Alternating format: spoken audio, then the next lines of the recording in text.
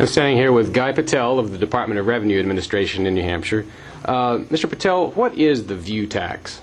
The view tax? There is no view tax. Thought you would say that. There is no view tax. It's a factor that's applied to any assessment, enhancement factor, based on the value of a piece of property. Is there any kind of assessment for a view? Yes, it's based on market value of any piece of property.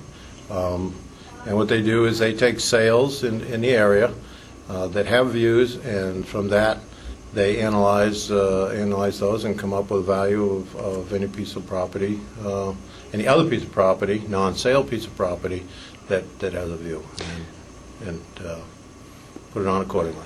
How can a view tax be fair, or how can a view be fairly assessed as part of the overall tax process? Because they go into sales, market sales, and as long as the view is adding value to a piece of property, that value is added onto comparable pieces. So, but it is all derived from the market. Okay. What provisions are in place for the fact that the view can be variable, like a fence coming down or trees coming up? Well, the market would show that. If there was trees or a partial value of view, then the market would show that in its value, would say that it's only worth added $10,000 onto the value of the piece of property. However, if you had a 360-degree view, then it might add $100,000 to that particular piece. But the market, and I will say that 100 times, it's all derived from the market. You go back to the market and analyze those sales to come up with those values.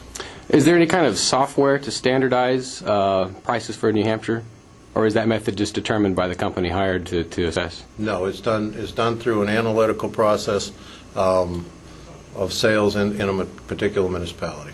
Okay. Just on a moral basis, do you feel it's right to force homeowners to pay for a tax that funds things they may not agree with? I'm not sure I want to answer that.